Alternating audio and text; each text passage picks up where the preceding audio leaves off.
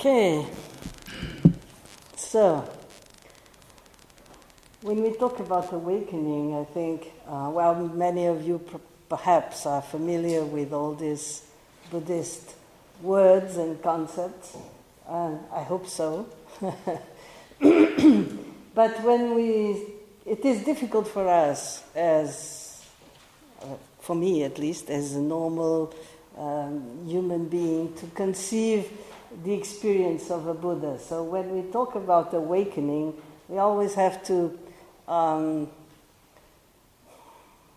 know that it's the experience of the awakening as the Buddha has experienced it is for us something that is that we have difficulty understanding or even imagining what it can be. But I like the word, sometimes people use enlightenment, but I really enjoy the word awakening, because enlightenment is a bit more esoteric or strange, or we can't make much out of it. Whereas awakening, it's very expressive. We can easily relate to the word, because we awaken every morning, and we awake every morning, and we know the difference between being asleep and being awake. So it's like, also in a sense, I think if we can relate to our present experience, we would say it is a way of, or it is an awakening to the reality that could bring us closer to the reality of life, phenomena, ourselves, and especially our own mind. So I came across this quote this morning that I was very... I came across this quote in Facebook. So our teacher these days, and I could relate to this. I'm going to read it to you. Maybe you have seen it in Bodhicharya Kent feed, but I'm going to read it. It says, "Ordinary people do not question the commonly accepted version of reality. They conform to the standard values of subduing enemies and cherishing friends and family. Materialism, ambition, and mundane achievements are the worldly hallmarks of success. We experience the phenomenal world and our mind as solid and truly existent. Very few people doubt these assertions and question their validity. Yet, the process of disbelief is the first step on the spiritual path." I find this very, very, very interesting, because normally when we talk about spirituality and religion, we have the opposite idea, that a spiritual path should start with belief, faith, and especially blind faith, just believing something that is always been like that. But from my own experience, when I was very young, and I hadn't found Buddhism yet, I think I had a similar feeling that I couldn't believe the world was just what we saw. And there is this... I had this impression, maybe this intuition, that there should be something else, and I couldn't just accept that everything was like this, that, you are born, then you grow up, you eat and drink and other things, natural things. We make children, and then we go to work, and then we die. This, for me, was something unacceptable. So I really had this deep belief, I'd say, that there must be something else, and I really disbelieved that the world or the life could be just that. So I could really relate with this quote, and I think for many of us, perhaps not all, doesn't mean that we all have to have the same feeling or the same view, but perhaps for some of us, that's where we started. This sensation that something was not complete or something was not exactly as we are seeing it or exactly as everybody sees it, or even exactly as it seems to always have been, you know. I think it's Tuku again who wrote this, and what he is actually saying is that in some of us there is this deep feeling that there should be something more, or it's like it's not all that appears. What appears is not the whole truth, or something like that. And then that's what perhaps gives us the motivation to start searching for something else. Like a reality, or perhaps a depth that is beyond just the ordinary appearances of life. Even science tells us the same, you know, everything is composed by atoms, but we don't see them, you know. So even from a very scientific point of view, the reality that we see is just like the front end.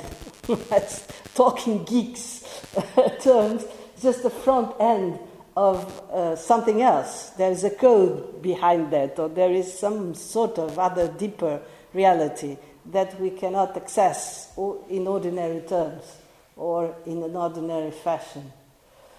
So when we're talking about awakening, it's maybe it's the awakening to that reality.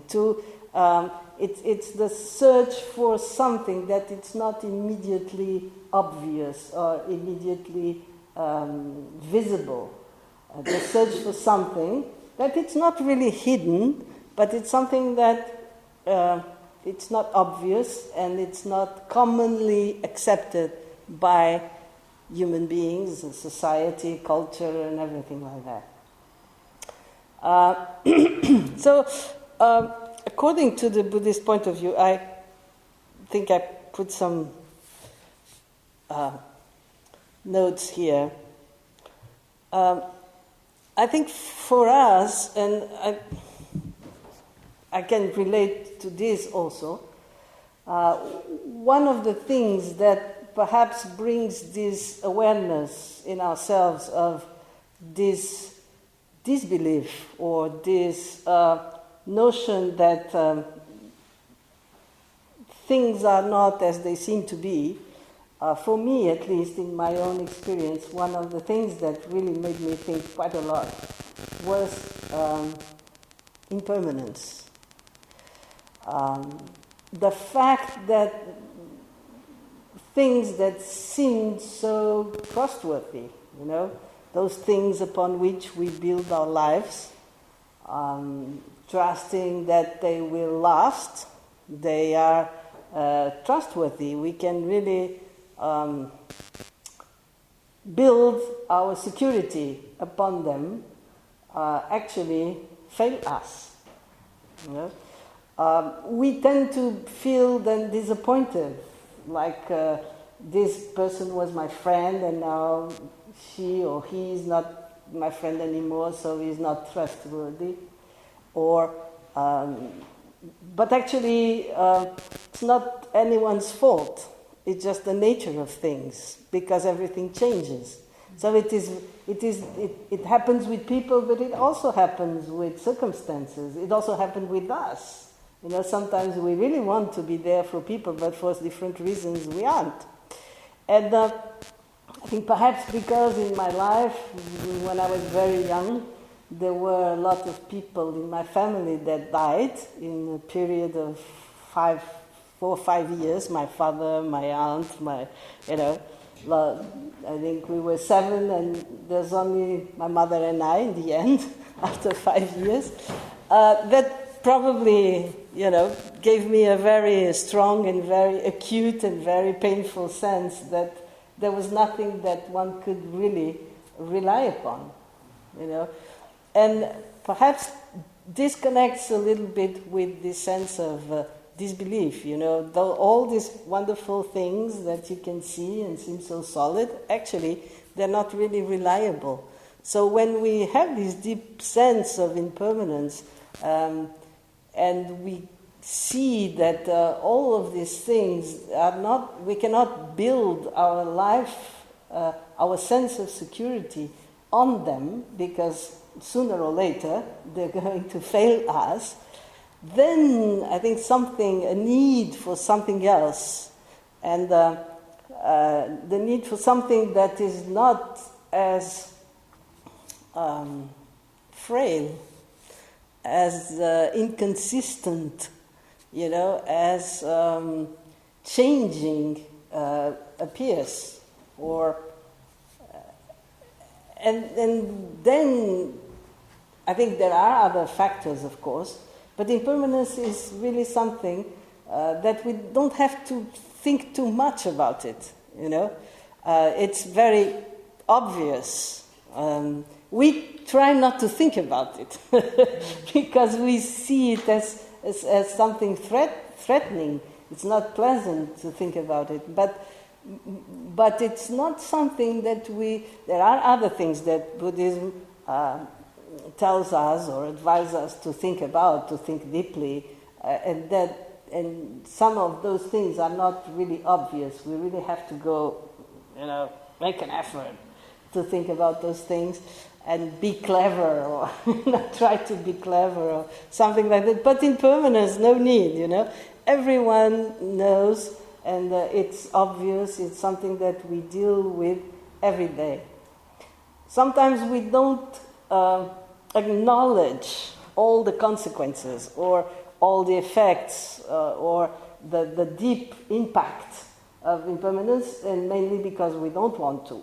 We prefer to ignore it, or try to look elsewhere, or pretend it's not like that, or something like this. But impermanence is something that really,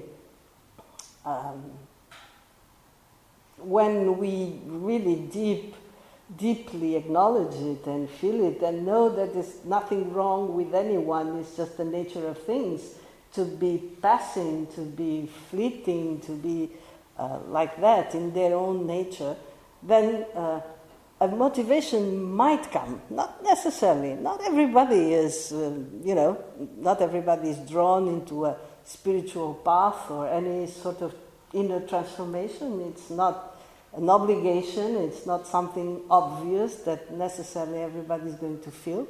But possibly all of us here tonight have felt something like that at a point or at some point, So I think when we come to the, let's say now very concretely, if we come to the Buddhist path, and we generally we Westerners come to the Buddhist path because we feel uncomfortable. If we came from a traditionally Buddhist culture, that would be different, because it's just in the way things are. That's how, people are Christians in these countries, or whether from this or that school or tradition, but anyway, because it's cultural. So in the East also, in those countries that are traditionally Buddhist, people become Buddhists or are Buddhists culturally. But that's not our case. If we are interested in Buddhism, it's something that is not part of our culture at all. So it means that there is a conscious search for something. Otherwise we wouldn't be here, when we wouldn't be interested in Buddhist teachings. So normally, for us in the West, we are interested in Buddhist teachings because we feel something is wrong. Not wrong with us. I'm not talking about that. It's not necessarily a psychotherapy, but it's wrong. Something is wrong in this sense. We don't feel well. There's something uncomfortable. Something is uncomfortable. Now, generally, I mean, in the Buddhist teachings, and especially in the traditions of the Mahayana, whether it's Tibetan or Zen or Chan or all these traditions which focus on the Mahayana or the altruistic path of the Buddhism, where the idea is, like we said, we repeated in the beginning, we wish to attain awakening for the sake of all beings. Possibly that's not exactly our first motivation. We don't come to Buddhism generally because we feel people are suffering so much that we want to be able to help them. Probably, I'm not saying this cannot become or is not part of the reason why we came, but it's possibly not our main reason. It certainly wasn't mine. When I came in search of a Buddhist path, well, actually, I didn't know I was in search of a Buddhist path. It just, landed on my lap. but when I was looking for something, I was not looking for something mainly out of compassion for other people. I was looking for something because I felt something was wrong and I felt uncomfortable myself. Nothing is wrong with that. I think it's very natural. If we had a more altruistic perspective, that would be quite rare. It's very rare for us. So there's nothing wrong on having this motivation, because it already comes from a certain degree of awareness about the reality in which we are living, a certain degree of awareness of the unreliability of what everybody else considers as being, the foundation of their own lives. So if we are already at that stage, that means that we have already some sort of awakening. Yeah, it's not the awakening, the Buddha's awakening, but it is definitely some sort of awakening. It's some sort of, awakening to a deeper truth that it's not seen by everybody. When the Buddha taught, and his first teaching became to be known as the Four Noble Truths. And I always asked myself, in the beginning especially, then afterwards it becomes habitual and you don't ask yourself these questions anymore, but why noble truths, And not long ago I saw an explanation of that, which said that it was not actually noble truths, but it was the truths that was for the noble ones. Noble ones in this sense, the people who are sensitive enough to see these things, the Buddha said, as truths. You see what I mean? It's not that the truths in themselves are noble, they are meant for people who have this sort of awakening we're talking about. And they are ready to listen to these things and think a little deeper than the usual way and realize how true, how much truth there is in what the Buddha taught. Yeah? So, so there's nothing wrong in coming to Buddhism out of motivation to feel a little better, and to find a way to live our lives in a less uncomfortable way. So there's different sorts of motivations. When we come to, like Bodhicharya Kent, for instance, then you receive instructions and teachings on the path on the Buddhist path, mainly related to the Tibetan path, which is a Mahayana altruistic path, then we recite things like the refuge vow. May I attain Buddhahood for the sake of all beings. And slowly, this altruistic idea that by awakening, by seeing the deepest aspects of reality, of our own mind and of the phenomena and the world and all beings and everything like that, then we might be of help for other beings. But the help or the purpose, the altruistic purpose in Buddhism or in Mahayana is not just to relieve or be able to help all the beings to, be happy, not suffer, and things like this. It goes a little beyond that, because it is aimed at being able to help them, not do it for them, because there's no such thing in Buddhism. Everyone has to work for his own sake. He can also work for the sake of others, but he cannot do anything directly for them. Can show the way, can help put them on the right direction, help them think by themselves, do things by themselves. In short, help them help themselves. But there's no savior. There's no one in Buddhism who can, just take us out of samsara and put us in some other place. This is a personal effort, it's a personal work that we really have to do on ourselves. So all these altruistic ideas of helping others to see the nature of things, not only help them be free of suffering or gather the causes for happiness, but also to teach them how they can gather the causes for happiness and the causes for seeing reality as it is. So in the Buddhist tradition, and especially in the Mahayana Buddhist tradition, there is this idea that we all have, like our nature, our deepest nature, the nature of our mind, is pure, is what sometimes is referred as the basic goodness. There is something fundamentally beautiful, perfect, luminous about the nature of our mind, and we are all Buddhas. That's what Buddha said. We are all Buddhas. The difference is Buddhas know that they are Buddhas, and ordinary beings are not aware of that. They don't realize how much Buddhas they are. We are unaware of that.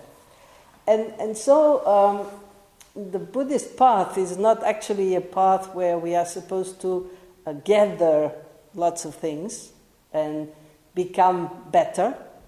Sometimes we do say these things, and it's not completely wrong, because yes, by developing certain qualities and things like this, we do feel better and we do have better reactions and all of this. But actually, from the very deepest point of view, there is nothing we can do to improve our nature, because it's already perfect. We are already Buddhas. We are just the common example that is given. It's like Buddha nature is like the sun, but then whatever prevents it from shining in our lives and inside ourselves, it's because there are some clouds, and those clouds can be very thick and sometimes completely obscure the light of the sun, but they are temporary. So even if they are extremely dark, extremely dense, and even if we feel at certain moments in our lives that we are in total darkness or close to that, it's still only temporary, and it's still only temporary clouds that will not stick forever and don't actually prevent the sun from shining, it just prevents us from seeing it. So there's nothing wrong in our nature. Deep down we are all perfect beings. It's just that we can't recognize it, and we are temporarily obscured or confused about that. So in this sense, if we refer now to the title, The Ingredients of Awakening, it might be important to say that because Buddhahood or awakening or enlightenment or Buddha nature or whatever the name we want to give it, it is already our nature, it is unconditioned. So we don't need to gather anything to create this Buddha nature, because it's already there. It is something that doesn't depend on conditions. It is unconditional. It is our true nature. It's there. It's here, and here, and here, and here, everywhere. So it's not even here. It's what we are. It's not something we have. It's something we are. But we can't recognize it. Then, on the other hand, we don't need to gather ingredients in order for this Buddha nature to exist, but we need to gather ingredients in order for this Buddha nature to be recognized.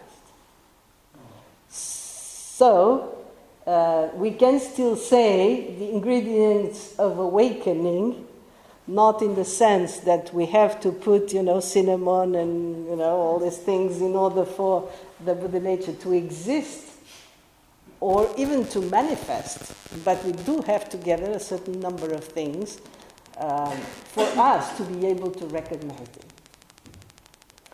So the recognition of Buddha nature is conditioned, but not Buddha nature. Buddha nature is unconditioned.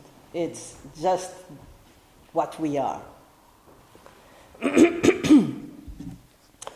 So, I have a few notes here. So, what are those ingredients that we have to collect or gather?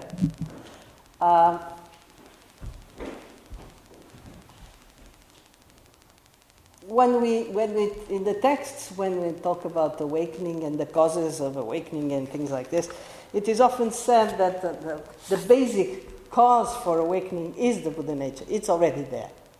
Then, as I said, we have to gather a certain number of elements or things or attitudes or different ingredients in order for us to be able to recognize it. And one of them might be, is often said, it is the meeting with the teacher, an enlightened teacher. From my own experience, I should say it is really a very important ingredient. If there's something wrong in our face, we won't be able to see it unless we have a mirror, isn't it? Someone might tell us, oh, you have, this dirt somewhere in your face, but if we can't see it, we won't be able to know exactly where we have to rub, So the teacher is a bit like that, is a bit like a mirror. In the beginning, when we meet him or her, we tend to idealize and, put him or her on a pedestal and say what a perfect human being or something like that. But it's already maybe it's a bit extreme, and sometimes it's not exactly, maybe we need to go through that idea or have this sort of feeling. But it certainly is very important. I found on my own experience that it was really important to have met these teachers, because it's like when we are able to recognize their qualities, it already means that somehow we also recognize, or we also have those qualities in ourselves, because the qualities we see in others are the reflection of our own qualities, and so are the defects or the faults. The faults we see in others also are the reflection of our own faults. So the other way around is also true. When we are able to recognize the quality of generosity, the quality of kindness, the quality of just tenderness, or the simplicity and joy of that many of the teachers show, then it means that something inside ourselves is able to connect with that because it's of same nature. Our Buddha nature recognizes that. And at the same time, for our more kind of relative mind, it's also something very important because we see that this is possible, that we're not only surrounded by bizarre people with agendas or anything, there are actually some absolutely incredible beings do exist.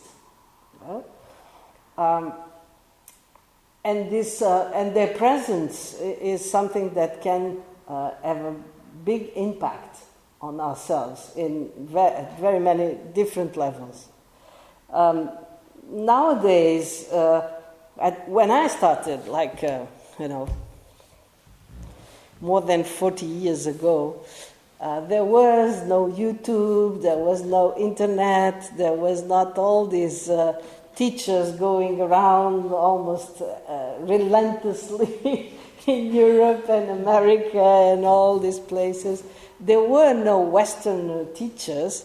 There were really a handful of great masters who fortunately came to the West several times. And it was not very easy to meet them, and it was a big opportunity and an incredible. I think that I was incredibly fortunate to be able to meet them, but most people didn't have that chance or didn't even know about them. Nowadays, sometimes it's even if it has become much easier to be around someone like that. I'm not even saying that we have to have. If we have, it's fantastic. But I'm not even saying that we have to have a very close relationship with one of those teachers, like meeting him or her every month or every 6 months or whatever.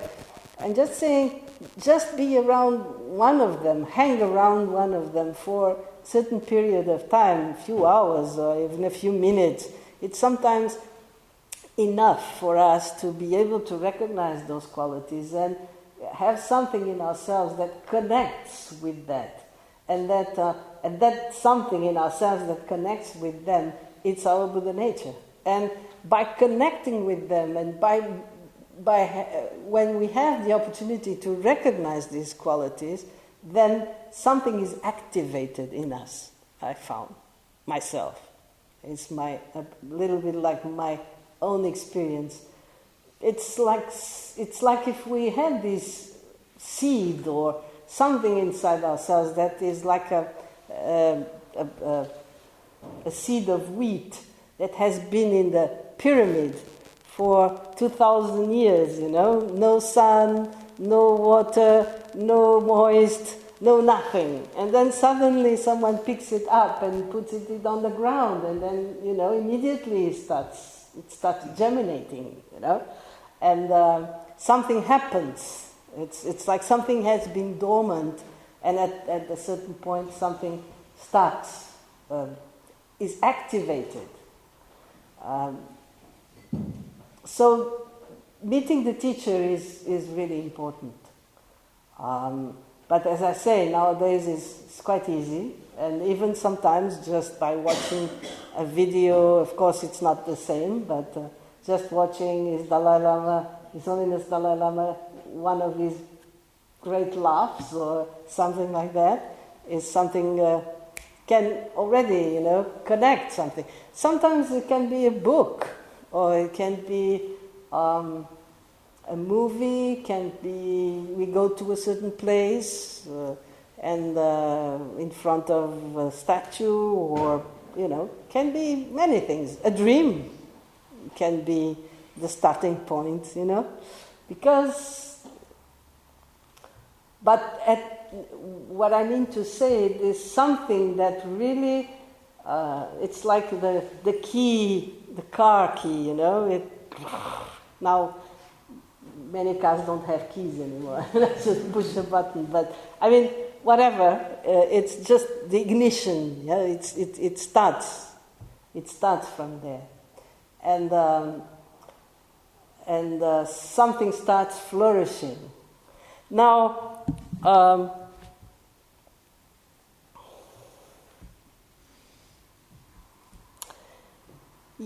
When we meet the teachers, it suddenly, maybe if we had this feeling that the truth or the reality we are seeing, it's not the whole truth. Sometimes, or there should be something else. Yeah?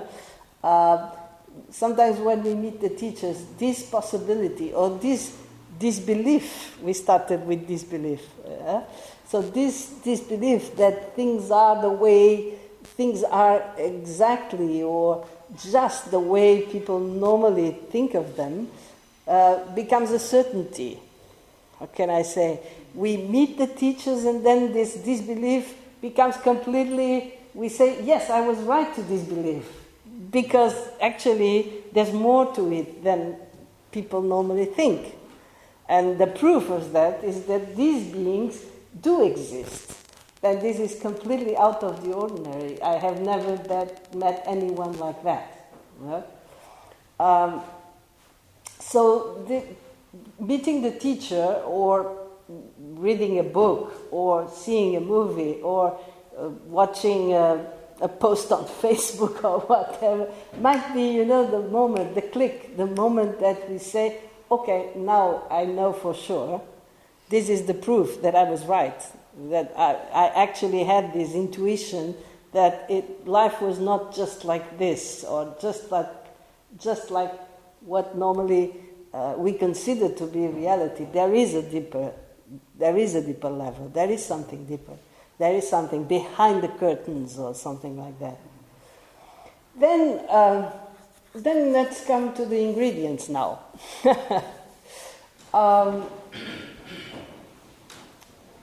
Well, the word in Tibetan for Buddha, which I gather must be the translation in Tibetan of the root of the word in Sanskrit, Buddha. But in Tibetan, the Buddha, they say Sangye. And it's composed by two meanings, or two words, if we want. One is Sang, which means purifying, and the other one is Gye, which means blossoming. So Sangye, or Buddha, is the attainment of that state, because Buddha doesn't refer to the historical Siddhartha Gautama, it refers to a state of realization, to a state of completion or fully blossomed potential of a human being. We can, as I said, we are all Buddhas, we can all discover Buddhahood within ourselves, so it's nothing, it's not like an exclusive club, it is open to anyone. No gender, no race, no color, nothing. So the word for it, the meaning of that word gives a little bit the idea of what we need to get to that state or to recognize that state. So when we say purify, what are we referring to? What do we have to purify? It seems a little bit contradictory with this idea that we are already Buddhas. If we are already Buddhas, why do we have to purify? So that's the idea is, as I said earlier, even if we are already Buddhas and even if our nature is like the sun, there are those clouds. Those clouds do exist, or maybe they don't, but at least maybe they don't really exist, but we believe they do. And our view of the world, our experience of the world is not that of a Buddha because of those clouds, because we have these thoughts that we have these patterns, we have these habits, we have these clouds, we have these emotions and these tensions and all of these things that distract us, pull us away from the recognition of our simple and completely relaxed state of mind. And so all these things, where do they come from? You know, sometimes in Buddhism we talk about obscurations, these clouds, where do they come from?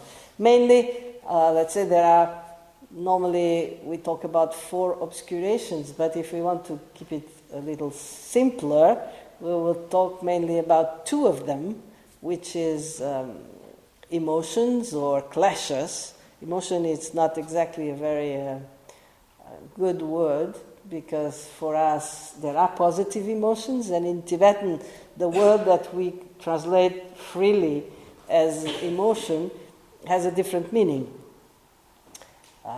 Again, if we take the word in Tibetan, it's a quite difficult word to pronounce, nyumompa, something like that. Nyum means tension and mun means obscuring. So it's a state of mind that by nature creates a sort of a solidification of our sense of self, and also creates obscuration. When we are under one of those emotions, let's say like anger or attachment or jealousy or all of those, we do feel tense. It's not something that when it comes to our mind makes us feel, oh, I'm so well, I feel so comfortable. I have this, this anger in myself is so great. We don't generally feel like that. When we feel angry, when we feel jealous, when we feel all these things, we feel constricted, we feel discomfortable, we feel like we have to do something, hit someone or do something like this. So it's not comfortable. And it's not comfortable because it is not compatible with our own nature. So it's like wearing someone else's shoes. It's uncomfortable, especially if they're too small. It's quite uncomfortable. So, and those emotions, or whatever we want to call them, these states of mind obscure our view. When we are very angry with someone, or we don't see things clearly, we tend to see only the negative aspects of that person. Or if we have a lot of aversion for a certain situation or a certain circumstance, we also will only view the negative aspects. And even if there is any positive aspects, we will also view them as negative, Perhaps at another moment in our life we might have viewed this situation from a different perspective, but because we are reacting against it, or because we are tense, or because something is not pleasant, we tend to see everything as negative. We tend to have a very dark or negative view. So emotions, these kind of emotions that create this tension and this solidification, this tightening of inwardly, those emotions give us also a biased view of things and make us see things much less clearly even than normally. So that's why we call it an obscuration. You know? And the thing is, it's like the possibility for those emotions to arise in our mind is always there. We tend to think that, because someone treated me poorly, that's why I am reacting. So it's the fault, it's that person's fault. It's not to say that there is no link or no relation between the triggering of my anger and what that person said or did. But it's not because of what that person did exclusively. It's because we have these emotions as a latent, can I say, it's always a potential, it's always potentially there, except they're sort of asleep. But as soon as there is a little trigger, something, they are ready to pop out like the devil in the box or something like that, Jack in the box. Yeah. So it's not entirely, as we tend to often think, it's not entirely others' fault or the situations or things like this. Because if we didn't have those emotions somewhere, like a potential, always ready to pop up, we wouldn't feel that way. It wouldn't make us feel in those emotions wouldn't be present. So that's why in Buddhism we are not that much focused on trying to change others or trying to change the circumstances. It's not that we cannot. Changing others, forget it. Changing ourselves is already so difficult, let alone change others. That we can just put it to rest. Forget about that. But at least try to gather positive circumstances or things like this. We tend to think, because we have this very quite materialistic view of the world. By materialistic, I'm not meaning buying things. I say seeing things as very solid and relating mainly to the outer aspect of things. So because of that, we tend to control our lives, try to control the situations, try to protect ourselves from harm, try to protect ourselves from people, try to protect ourselves from circumstances that we consider as threatening. But the way of the Buddha's way or the Buddhism way is different. Of course, we can still do that, but we can't count too much on that, because it's unpredictable. We can't control everything, even if we think we might, but it's truly impossible. So it's more like we have to work on ourselves. It's like that famous quote, Shantideva's quote, if your feet hurt because you walk barefoot on the road, you can, of course, no, you can't, but you might think you should, put rubber or put leather on the road so you can walk comfortably, but it's so much easier to wear shoes. It's just a piece of leather, and you don't have to cover everything. So that's the thing. Normally, we tend to think that we should cover the entire world with leather or something soft, rubber or something like that. Whereas it is enough to protect our own feet. So that's the idea. In Buddhism, we don't follow the same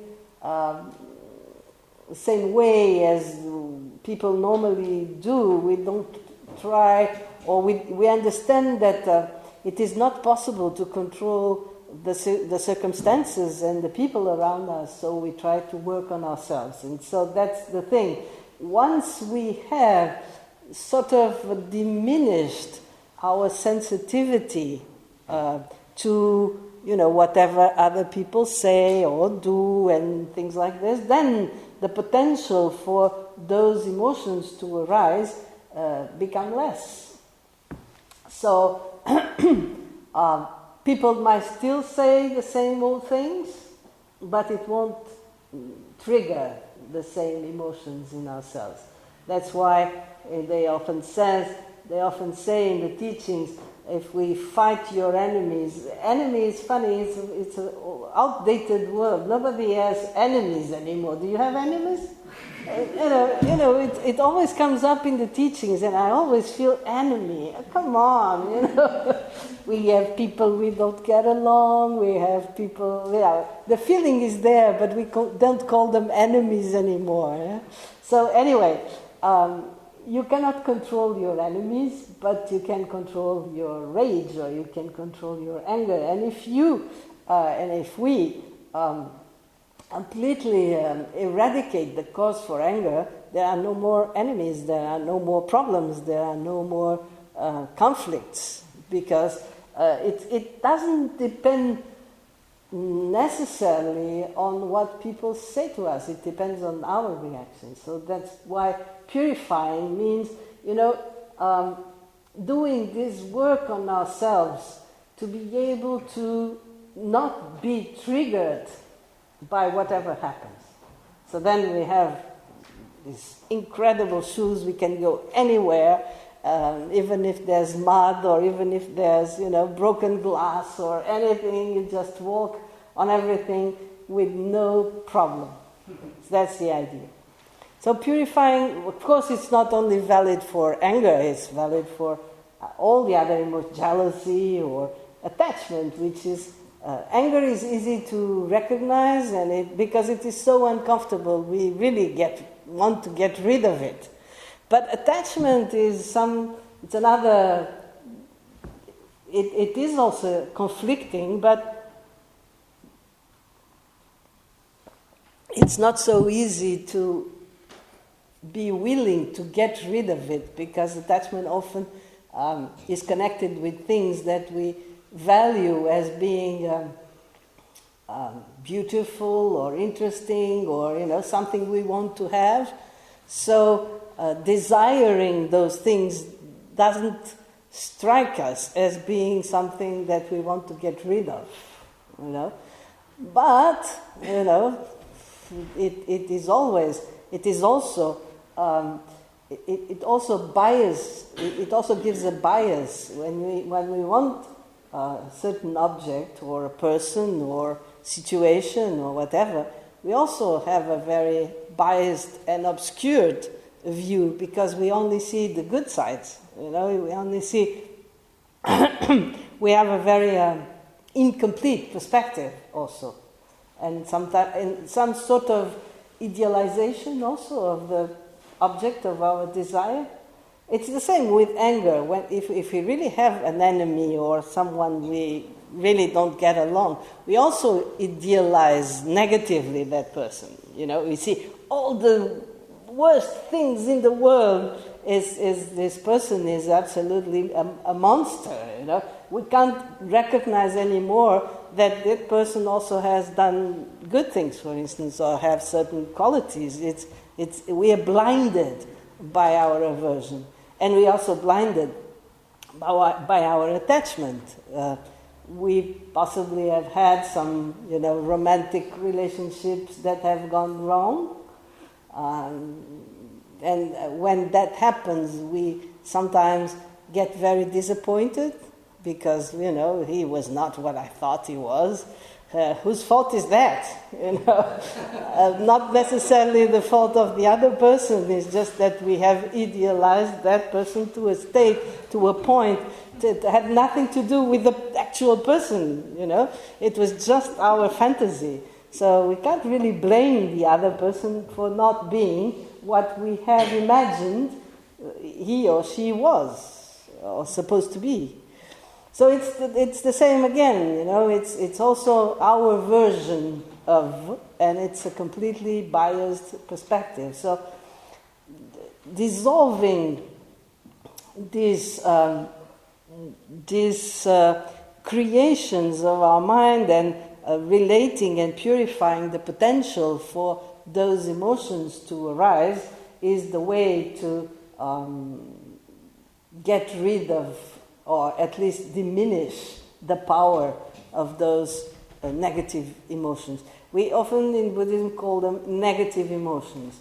There is no word that can convey the meaning of the, or really truly translate the meaning that is given by this Tibetan word nyumompa, meaning these both things, the obscuration and the tension, or the constricted effects of these emotions, and the self-centeredness of these emotions. Because when we are under the power of jealousy or hatred or even desire, we become much more aware of ourselves. Everything becomes very constricted around me. I am big person, something very important, and I have to get that, or I have to be protected from that other thing, and like this. So it's a state of, it's an uncomfortable state of, the word doesn't come, but anyway, it's an uncomfortable state. Then there is also the bias or the obscuration of karma. Karma being actually the habitual state. Karma is a word that we all now have heard, not necessarily used in the most precise way according to the Buddhist teachings, because it has come to the language and everybody talks about it, saying, oh, this is my karma, or this is your karma, or this should be my karma, or whatever. But in the Buddhist sense, karma means actually habit on one sense, and also habitual patterns. Those things that we keep repeating, those which are, it's not only the things we do, it's especially the habitual perspective that we have, or the glasses we're wearing when we look at, when we understand, or when we make a story out of a fact. Something happens, it's just a fact. Someone did this, or someone said that. There's just something very factual. It's something happened. But then different people will read that fact in different ways. We'll make a different story out of that fact. Sometimes it is not mysterious. We are confronted with that all the time. If we went to see something, or if we were in some situation, let's say two people fighting, and there are several people watching, in the end, if we compare our versions, we will find out that I saw something, and my friend saw something else, and the third person saw another, had another interpretation, or had another perspective. So this is we are familiar with this, but sometimes we don't take the rightful conclusions from this, because we keep thinking that our version is the one, Like sometimes, for instance, we were not present. Say there was two people fighting, and we were not there. Then we get reports, and sometimes those reports are completely contradictory, Like someone says John hit Mary, and someone else comes and says, no, it was not at all like that. Mary hit John. And then we say, then we have this little thought somewhere in our head. We say, if I was there, I would have the right story, But actually, if I had seen the story, I would just have the third option, Nothing guarantees that I would have the right story. It would just be another version, So this is what I mean. Karma is also related to this habitual way of seeing things, let's say more positive, more negative, or making the same kind of stories or creating the same kind of scenarios over and over again. But of course, we can't see them because they are the glasses we're wearing. We don't see the glasses because we are seeing through the glasses. We can see through the lenses. We can be more or less aware of other people's lenses when they tell something, and if it's someone we know well and a friend of ours or something like that, we might, because we don't have the same lenses, we might say, oh, he's overreacting again, you know, or she's making, oh, what a drama queen, or something like that. But then we don't see ours, of course, because we're seeing through ours. Yeah? But because we can see others, it's quite easy to say, okay, if she is reacting like a drama queen, I must do the same, but I can't see it.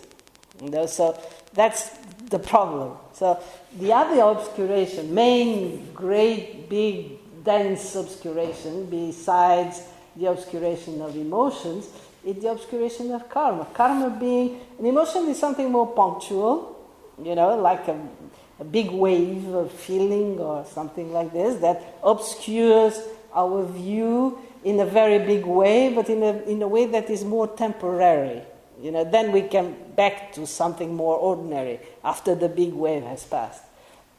Karma is something that obscures our view in temporary, is also temporary, but it's more like a long temporary. It's not just for a short while. It's something that becomes a pattern. We see the world through those lenses, and we tend to react to what we see. And as we react to what we see, we tend to create a sort of vicious circle where every time we see and react to what we see, we reinforce the pattern. So it's very difficult to get rid of that. So in order to be able to get rid of that, we have to recognize, we have to develop awareness, we have to meditate, do meditation, and slowly get to a point where we recognize by ourselves. Nobody can tell us, you know. If we are open and willing, sometimes a friend or someone we really trust, the teacher, if we really trust him or her, can tell us, you know, you're making a drama out of this, you don't need to. But most of the times we are not ready to accept this, so we will become very defensive. You know, what do you mean? No. You also do. When it gets to that point, there's absolutely it's finished. There's no dialogue. So this is not a very easy process. I think mainly we do have to do it by ourselves and come to that realization. You know, slowly. And by practicing meditation and training in awareness, we don't even have to do that much.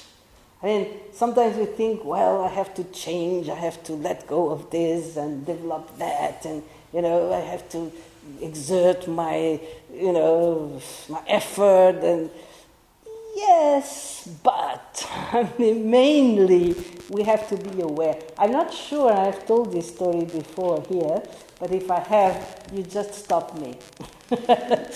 It's a beautiful, real story that comes from a teacher, an enlightened teacher, very famous, that lived in India a long, long time ago. It was called Nagarjuna. Did I tell this story before? Okay. Anyway, if I did, sorry about that. Nagarjuna was a great teacher. He had achieved quite a lot of success, even in spiritual terms, because he was the abbot of a monastic university, one of the most famous in India at the time, as a Buddhist teacher. But he he then abandoned everything to follow a life of more like in the yogic style, which means he just roamed around, or almost naked or nearly naked, not caring for anything, or no success, and nothing. He was he lived like in the sadhus in India, they go naked all around, covered in ashes and things like this. But he was a highly realized being and was recognized for his wisdom, and wisdom not only in the common sense, but wisdom to see reality as it is, and themselves and his own nature as it is. And one day he was invited to the king's palace by the queen, and was offered a very good meal. It happened. It was a custom for rich people to invite monks or yogis to come. So he was living like a yogi, but he was a monk. And so as a Buddhist monk, you're supposed to not to have anything except for the clothes you're wearing, and then an alms bowl. Yeah, because they're supposed to beg their food every day. So he came with his alms bowl, and he came for the meal, and the queen, offered him beautiful food and everything. And then by the end of the meal, she said, I have a request. He said, okay. And she said, could you give me your alms bowl? And even though it was the only thing he had, Nagarjuna said, of course, take it, it's yours. So the queen is extremely pleased. She says, oh, thank you. Now I'm going to put this on my shrine, and I will pray in front of it every day. It will be like having a piece of you inside my home, and I'm so pleased, and so on and so forth. And then she said, now I have a present for you, because now you gave me your bowl. I'm going to offer you a bowl that is really, was specially made for you, I think, to the level of your greatness. So a servant comes with an almonds bowl in gold, with diamonds all around. And Nagarjuna, for him, it could have been clay or, wood or anything. For him, it was absolutely the same. If it was possible to go around and beg alms, for him, so he accepted it. So he went out of the palace, all naked, with this incredible shining bowl of gold and diamonds, and of course was immediately spotted by a thief that was, roaming around. Wow! So he saw this man was, not wearing weapons or even clothes, or he said, this is going to be very easy. So he followed him. And Nagarjuna at that time, he was living in the ruins of an ancient temple. There was this shelter, and so he got, of course he felt and he could see, sense that this guy was following him. So he knew what he wanted. It was quite obvious. So he went inside, and he stood there for a while, and the thief came, close to the door, but he was hidden behind the wall, waiting for him to fall asleep, and so that he could go in and take the ball without harming him. But Nagarjuna wanted to go to sleep, so he said, it's better I throw him the ball so I can get away with this and go to sleep, with no worry. So he takes the ball and throws it out so that the thief can pick it up and go away, and so he can have his night's sleep, So the beggar, of course, when he sees the ball coming out, he understands that Nagarjuna, this man, has understood and knows that he's there. So he's a little bit puzzled by this action or this thing, and he takes the bowl and then he feels like he should go in and thank Nagarjuna for the gift. So he goes in and, he's very...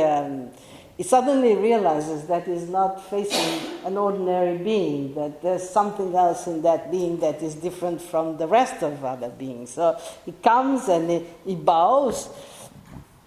He touches, it was the custom in India that when you really wanted to show respect to someone, you would touch your forehead, the feet. With your forehead, you touch the feet of that person, so he does that. And the time there is this contact, he feels like he shivers or something like this. He feels like there is a certain energy, very powerful energy that he feels coming from Nagarjuna. So he's totally shocked, and then he bows again and says, now meeting you makes me think that how incredible it is that there are beings like you, and what am I doing with my own life?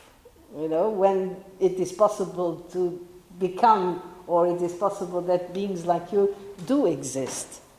And then he says, do you think I could become like you? And Nagarjuna says, yes, of course, it's very easy. He starts laughing, of course. He says, oh yeah, very easy, indeed. I have met different, spiritual teachers, and I've always asked them this kind of question, and everybody's answer is, yes, you can become a spiritual being, but first of all, you have to stop robbing. And that I cannot do because this is my livelihood, so I cannot stop that, so it's impossible for me to become, like you. And Nagarjuna says, well, probably you have not gone to the right people before because I don't care what you do as a livelihood. It is possible to become like me, even if you continue.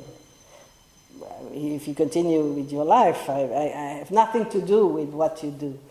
And then the other one says, but that's not, that doesn't seem right. I cannot believe what you're saying because I've been, you don't know me. I am someone who does this for, I have robbed kings or ministers, everybody, so I'm really very skillful and very deeply into this habit. Then Nagarjuna says something that I found very interesting. He says, do you understand that even if a cave has been plunged in darkness for millions of years, if someone comes and lights a candle, will it take long to dispel the darkness? Longer? Or will it be immediate? Whether the cave has been plunged in obscurity for millions of years or just a few hours, is there any difference when you light a candle? So he thought for a while and said, no, there shouldn't be any difference. So Nagarjuna says, okay, so then I'm going to explain to you how to light a candle in your own mind.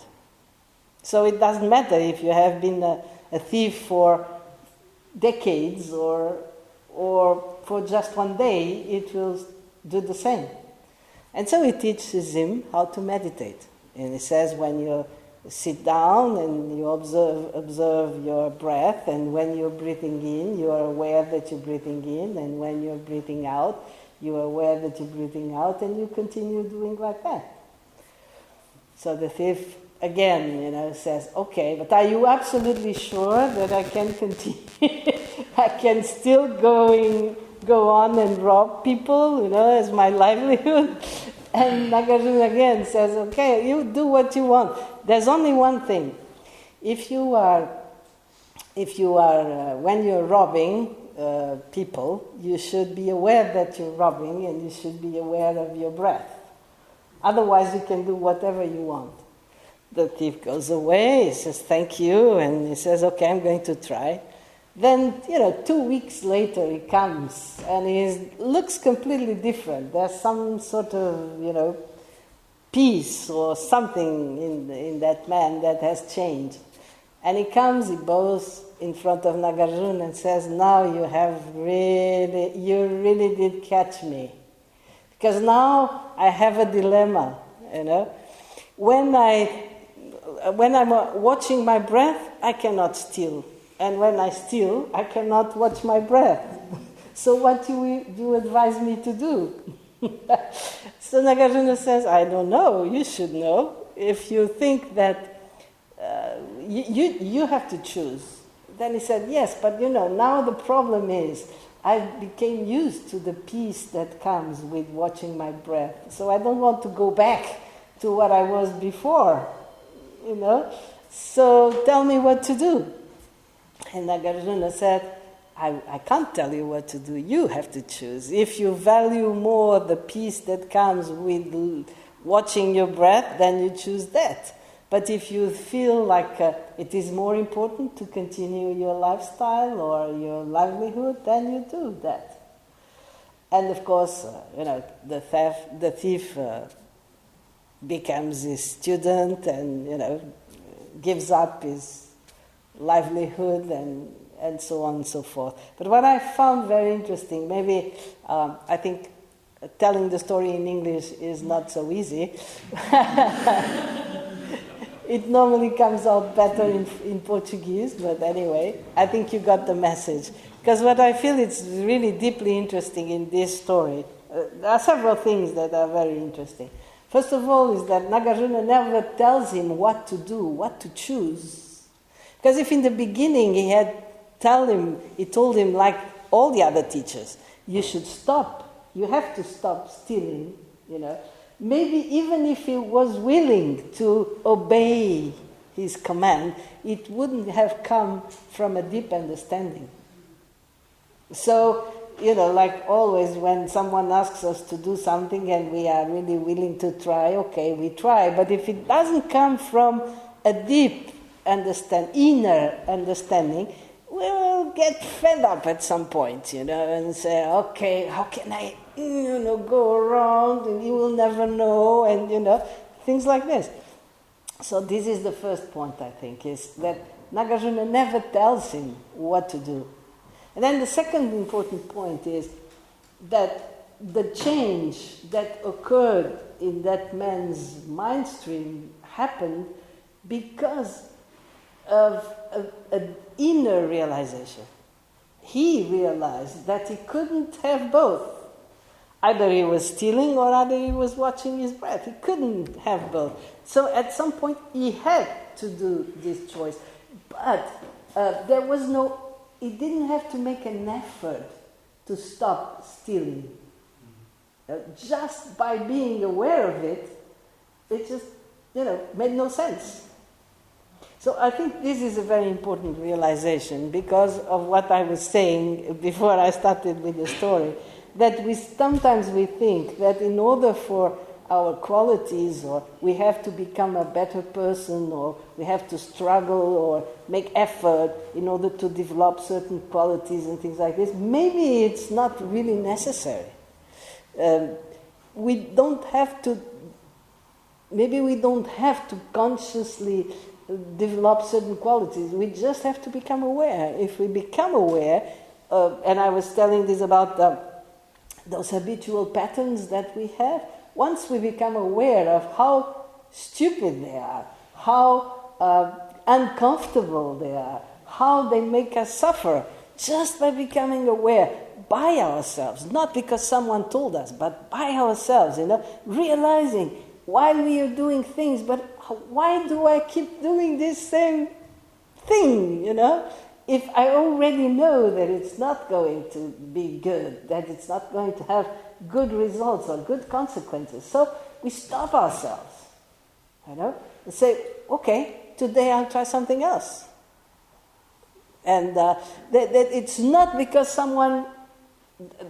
I think the important thing for us to understand is that it has to come from ourselves. But at the same time, just by realizing, just by being aware, without having to struggle between, good and bad, and I'm so bad and I'm so good, and this is a sin, I'm going to hell, or I don't know, all this stuff. We don't have to go through all this, we just have to become aware. And the more aware we are, the more simply the decision comes. Because then we see, what's the point of doing this again? And slowly, of course it won't come like this, it's not overnight, we all know that. But it can be much quicker than we think, They have now come to the conclusion of, they do all these tests to the brains, and they have all these American universities doing, Wisconsin and I don't know what, doing all these tests with long-term practitioners, meditators, and also with the control group of people who have just started mindfulness, for instance. So they can see that there are deep changes in the brains of those who have thousands of hours of meditation, but they also came to the conclusion that just after 8 weeks of a practice of mindfulness of about 30 to 40 minutes a day, we can already see that there are changes in the brain after 8 weeks. So that gives quite a lot of hope, Of course, if we're talking about deep layers of ingrained patterns or habits or things like this, of course, it won't come off just in the first 2 weeks. But, it's much quicker than we think, depending on how much we can train our awareness.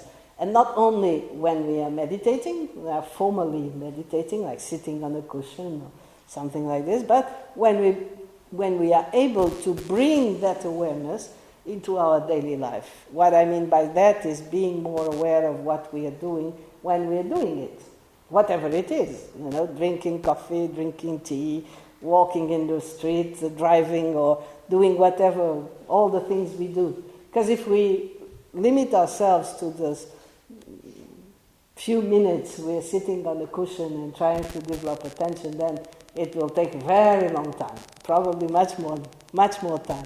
But if we manage to keep this, to bring this at least a few times, or when we are not, when in certain, for instance, it is easier, for instance, to bring awareness when we are doing simple tasks, like cooking or washing or things like this, than if we are having an intellectual work or thinking about something.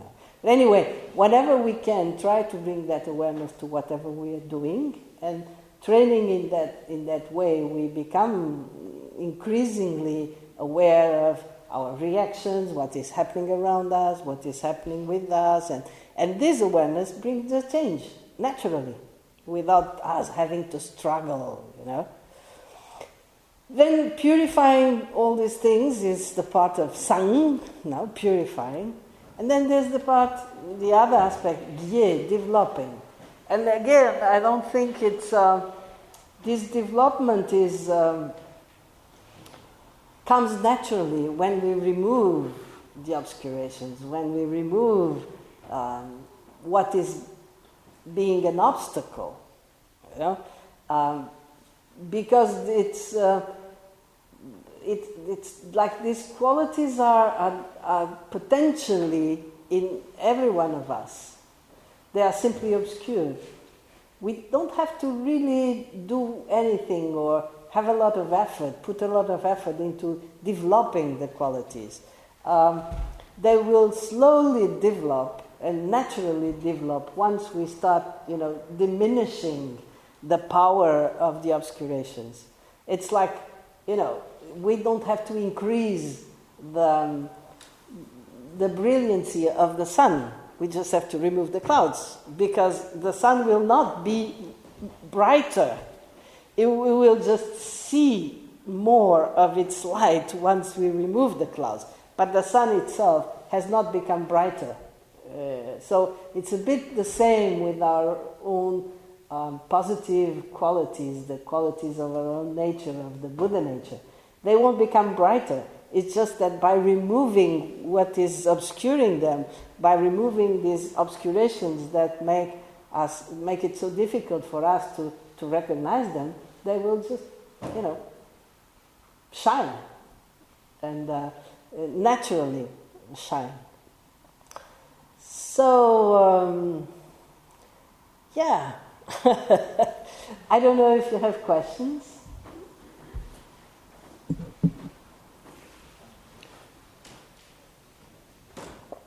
Yes.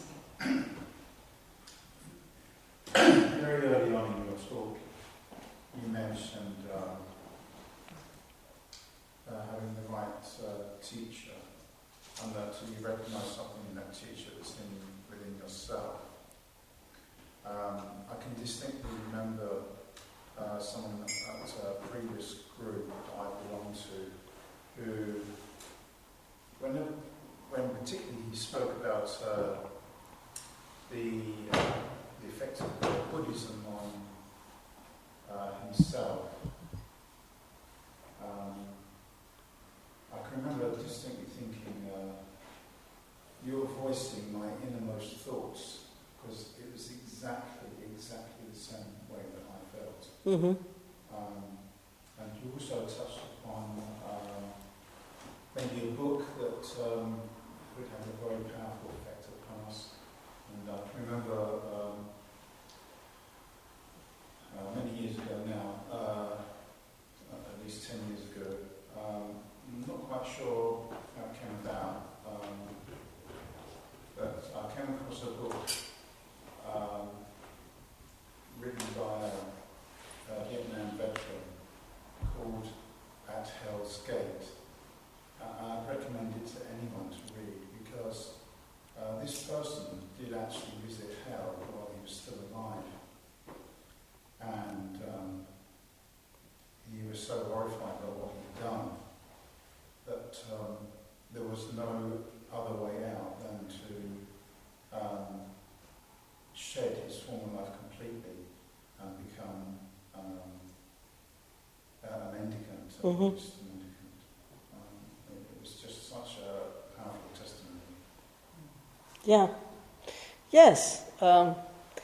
True. I mean, when it is sincere, honest, powerful, like you're saying, a book is actually through the book. There's the energy of that person, so it's his or her own experience that comes through the book. So it's quite possible to connect like that and to recognize these sort of things through a book or through someone. Yeah, I think so. Yes? I was wondering, when you were talking about working on ourselves and not being able to change others, how does that balance with teachings on ethics, particularly around the need to alleviate the suffering of others, protect those who are afraid? That's a very extreme example of war. Because there's a need to, I guess, work with others and I don't know, demonstrate perhaps the right way. I just wonder how you can balance the two of them. Yeah. Well, the thing is, when I'm saying that we shouldn't, that the idea is not try to change others, it doesn't mean you cannot have, cannot do anything or interact with other people. Of course you can. What I meant to say is change others in the sense that sometimes we think I could be happier if my husband was such and such, or if he paid more attention to me, or if he was kinder, or my mother, my father, my husband, my children, whoever. And if we think like that, then we might have a hard time because people are not going to change just because we want them to change. That's in that sense, you know. But of course, it doesn't exclude, on the contrary, the fact. In Buddhism, the idea or the stress or the focus is that we should try to change our perspective, to change ourselves. And then if other people change, that's fine, but if they don't, we will still be able to cope with the situation. It's more in this sense. Now, of course, once we enter the Buddhist path, and especially if we are in the Mahayana path, we have this wish to be able to help all beings and be able to alleviate suffering and help them achieve the causes of happiness and all of this. So we should do that, yes. But not because we are expecting them to bring something good to our life. It's more like that part we have to achieve by ourselves. And then we can, once we feel more balanced ourselves, or, you know, trying to find our own balance, then we can try to help others, but not in the sense of changing them so that we might feel happier. You see what I mean? It's more like you inspire or lead by example, and then they choose whether to change or not. Yes. Quite often when we are trying to follow the Buddhist path, and there are some changes happening, and sometimes our friends or family can see those changes, and then they start becoming curious. What are you doing, or what is happening? And then something can change, but not because we are trained to change them, because nobody changes if they don't want to, if they haven't come to that realization themselves. That's the story of Nagarjuna, you know. If he had told this thief that he should stop robbing, it wouldn't have had the same effect than him realizing it himself. So we can inspire others, we can show our example, but it won't be possible to change people unless they feel the need themselves. So we should remain open and aware and present to the possibility, or to when the person manifests the need or the wish to know more about it, or to have your opinion or something like this, then you can give something. But it's like trying to feed someone when he's not feeling hungry.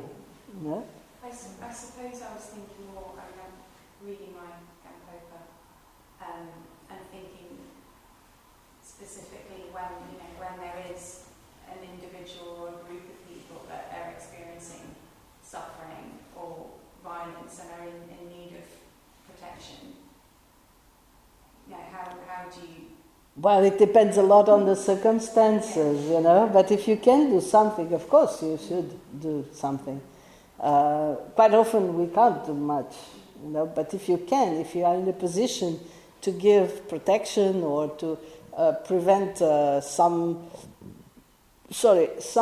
who is being abused, or then yes, of course you should do that. It's we tend to sometimes become a bit confused. Many of these teachings of the mind training, what's called mind training, are directed for the change of our inner attitude, not necessarily our outer behavior.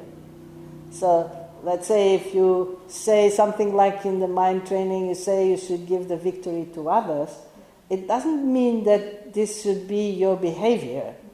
It means that it should be your inner attitude, like not trying, for instance, to have the last word in an argument, for instance, just for the sake of having the last word.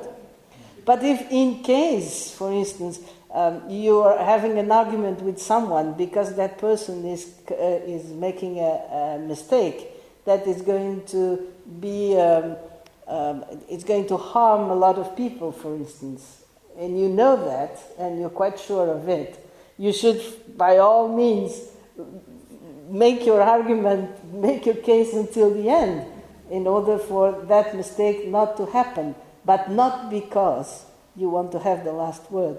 So you see what I mean? Inwardly, you give up, you give that person the victory in this sense. I will not keep the argument just to be right. But outwardly, if it's necessary, because the person is perhaps going to make a big mistake that is going to harm a lot of people, then you should absolutely keep discussing the subject or trying to make that person see how big mistake he or she is doing. Is it clear? Because I think it's a very important distinction, because this question keeps this doubt keeps coming up. You know, we tend to, because we're so focused on behavior and doing things, then we tend to understand all these advices advising us to in our behavior, when it's actually advising us on our inner attitude. So it's different. I was thinking about something you said about the qualities that we see in other people, but often are reflections of maybe our own qualities. And when it comes to me observing something that I find really uncomfortable, say someone being cruel to somebody, an animal or a child or something, how is that a reflection on my qualities? Oh, I didn't get it. See someone having a negative attitude? So someone's qualities that I'm observing that really I find hard to tolerate. So someone being cruel to somebody in some way. How is that reflective of my own qualities? Well, in that case, it's not exactly a quality, but yeah. This is a general saying. It's not an absolute truth, you know. If we can recognize cruelty, it's possibly because we can recognize it. We're not blind. We can see that something is not correct, something is not good. But also we have that in ourselves too, except we are not acting upon it, so we can recognize it. But the sense I was saying was more like the positive qualities. If I can see someone's kindness, it's because I also have that kindness inside myself, so I can recognize it outside. If, for instance, I was someone who was abused when I was a child, nobody was kind to me, or I lived in a very hostile environment, perhaps I cannot even recognize kindness when I see it. You know what I mean? I will see it through the lens of someone who has been hurt, deeply hurt, and will be suspicious, for instance. Why is this person being so nice? Probably has some hidden agenda or some, because I cannot relate with that, because I can't recognize it as kindness. So I was more talking about the positive qualities. If I can recognize kindness, if I can recognize that someone can perhaps be completely free of expectations, or be generous without expecting anything in return, if I can recognize that's because I already have, at least in small percentage, this capacity, even if I cannot really act upon it, but I can recognize it already, so it means I have the potential to have the same quality.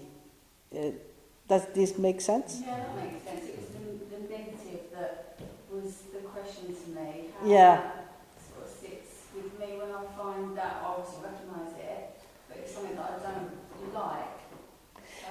Well, I think it is also very true that we all have, even in the negative sense, we also all have this capacity somehow. Of course, we don't act upon it, and perhaps we feel it as very foreigner, or very like it is not our way of being. But if we were pushed to a certain limit, let's say, we never know what we're capable of. So when we recognize it on other people, it's also because if really the circumstances were very extreme, we don't know if we wouldn't also be doing something like that or similar. Or so, because the potential is still in us, we can recognize it in others. Of course, it won't come naturally for us. It would have needed something really very extreme, whereas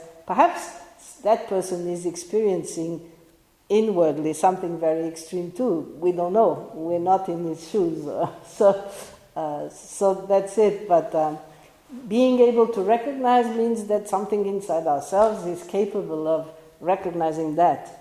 And I was meaning specifically positive qualities, let's say kindness or things like this. If we have never been around kindness, let's say children who are born in war scenarios, have been in their family completely killed, or it might be very difficult for them to recognize kindness, because it's something completely new. They haven't been exposed to it in a sense. You wanted to say something? Yeah. I don't know what it was. No, just the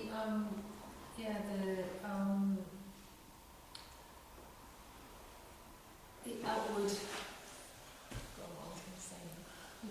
That connection between working on yourself and the inner self and changing outwardly. The world around. Yeah, I think that there is a connection actually, even if you don't recognise it. Sometimes by working on yourself, you outwardly change. That's my experience. Of course you do. Of course you do. And then other people then react differently to you, especially when